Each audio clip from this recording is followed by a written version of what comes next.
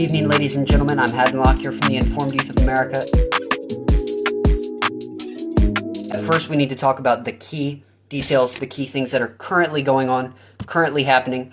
And this is a historical night. This is really amazing news. I cannot believe all that is going on and all that is dropping. Again, I've got Twitter open right now. So first off, good evening.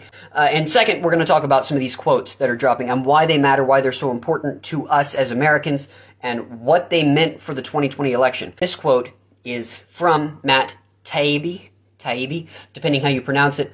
And it says, by 2020, requests from connected actors to delete tweets were routine. One executive would write to another, and, quote, more to review from the Biden team, end quote, the reply would come back handled. It means that the Biden administration, and Trump occasionally, but not nearly as much, and we're going to talk about that in a minute, the Biden administration would flag tweets that they felt hurt their campaign or whatever, for any reason that they disliked it. They would message and say, hey, we want this tweet taken down. Hey, we don't like how this makes us look. Get rid of it. And Twitter would do it. Twitter was literally like a slave. It was an arm of the state. A lot of people say free speech, and that means that we care about capitalism, so there's free capitalism, they can remove the people they want, except that it was not Twitter making these decisions. That's what's so key. That's what's so important. Twitter was not the one deciding what tweets to censor, what tweets to get rid of in a lot of the cases.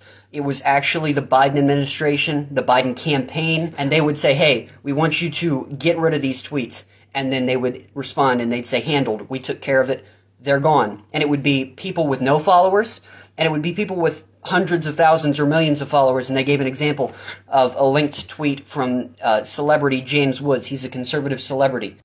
So Democrats, their requests were almost always, all the time, honored at much higher rates than anyone else who ever requested, because Twitter was a very left-leaning company. It's not nearly as much anymore because Elon Musk fired 75% of the staff. That's why that was so good. It was unbalanced is the word he used, and the donations that Twitter employees gave represented how they would operate their systems and operate their tools on behalf of certain people and not on the behalf of other people. And just going back to this for just a quick second, it's such a big deal that we really talk about how important this is, and we discuss how these people cannot get away with this. Now, if they can get away with this, this is proof that liberals can get away with literally whatever they want. And it does not matter what they do. There need to be congressional hearings, possible impeachment proceedings, because speaking of the Hunter Biden story, this is a major thing, stands out to me especially. Twitter used their strongest tools to prevent it from spreading. And the tools they used would prevent you from sending it through direct messages, your own private personal messages, not your public tweets. You couldn't public tweet it, but you couldn't even send it to a friend through Twitter. I remember I was on Twitter at the time. You'd click on it, and it would give an unsafe link. If you tried to share it, it was considered unsafe. They'd warn you, and they would not let you share it. They're going to talk about who was behind it, because they are saying it was not Jack Dorsey who was behind it. That's why, obviously, Elon Musk has kept a relatively kind conversation going between him and Jack Dorsey, because obviously Jack Dorsey was not as involved as a lot of people thought he was. He tried to have some accounts reinstated, but he had lost control of the company. That's why he stepped down. That's why he said, I'm done, was because he wanted to focus on other things. And according to these files we're seeing dropped tonight, Jack Dorsey had no control over his own company. And he lost it to people like Yoel Roth and Vijaya Gadde. I'm doing my best to pronounce that last name, Vijaya Gadde. And Vijaya Gadde, she was the big one. She was fired. Elon Musk fired her, and Yoel Roth stepped down. Vijaya was the one who was behind the censorship of the Hunter Biden story. That's what's been confirmed tonight, especially. So important. There was actually internal tension at Twitter when this first happened. When they first decided that they were going to get rid of the Hunter Biden story, and they were just going to block it, and they were going to use tools to prevent, like, that they'd use on child abuse and say, you can't share this, you can't send it in your own personal messages. We're going to do everything in our possible power to make sure this news about Hunter Biden cannot be shared. There was internal tension at Twitter, and even some liberal Twitter employees said, does this really honor? And again, all of this, if you want to go Matt Taibbi on Twitter, and you can watch all these tweets as they're coming in. These Twitter employees, even some of the liberals, said, does this really match what our beliefs are, what our policies are? Does the First Amendment play a role into any of this? The Hunter Biden story has been corroborated since it was first reported by the New York Post. It's been corroborated many, many times by both conservative and liberal sources, left-leaning sources, because you cannot deny the facts. The facts of the matter are that this is actually happening. There are things on Hunter Biden's laptop that need to be discussed and looked at. And there are violations of the law. The Informed Youth, we wrote an article on that not very long ago, and you can read that on our website. Hunter Biden did violate the law. So in the immediate aftermath, Democrat Rep. Ro Khanna, she messaged and said, Twitter employees, let's talk about it. Let's talk about what's going on. And she was really gentle, because Democrats like to stay gentle with Twitter, but even she at this point was saying, what is going on? How can you guys do this? I'm just going to offer you my 2 cents, is what she said, and I don't think you should do this because we've got the Bill of Rights and because you've got the right to free speech, and you're censoring this, and the Republicans are going to hate you here in Congress. He was the only Democrat in any of the files that could be found. Of all our Democrat politicians, senators, Republicans, the president now, he was the only one who expressed any concern at all about the story being censored in any way, shape, or form. So a research firm, NetChoice, reached out to these congressmen after the story was censored and said, we want to know, what are your thoughts on this? How are you going to talk to your constituents about this? Because people are mad about this.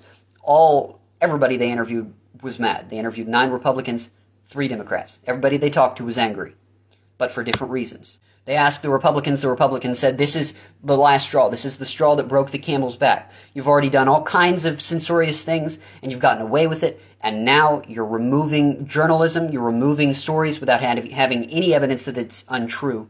You're removing it, and we can't allow that. That is, you are violating the First Amendment of American citizens. That's what the Republicans said. The Democrats said that they were angry because there wasn't enough censorship. That's what they said. You don't have to believe me. It's not my words.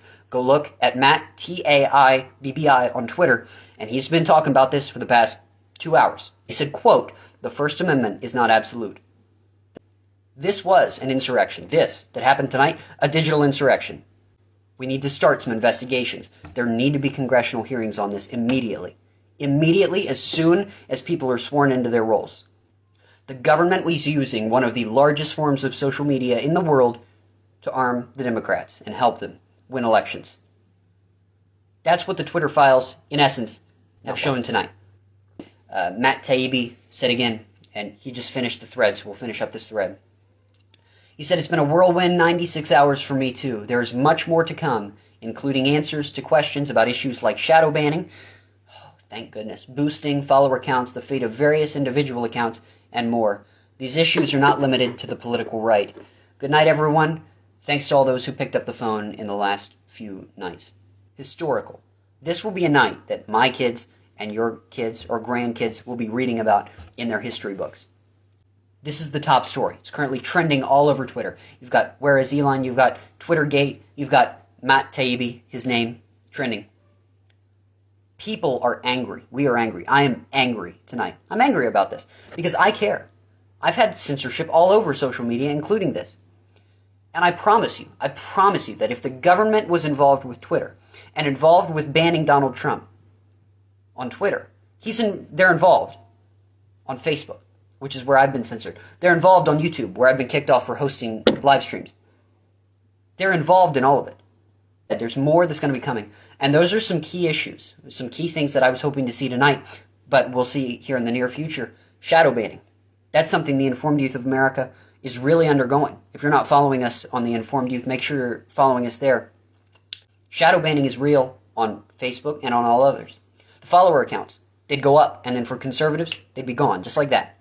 You'd watch it in real time. You'd click on a major account, and they'd have 1.2 million followers. You'd refresh, 1.1 million followers. Banning the fate of various individual accounts. Glad to see so many people caring about this because this is such a major deal. This is a big, big deal, NetChoice, and this was just the beginning. There are thousands of pages of the Twitter files, and this in of itself was enough to begin some impeachment proceedings. I thank you so much for watching, all of you, tonight. It's been an honor to be able to share this with you as it's been coming in and talk about it. We're fighting for this for you, and we're glad to have you with us. Thank you so much for watching. I'm Haddon Lockyer, and I'll see you next time.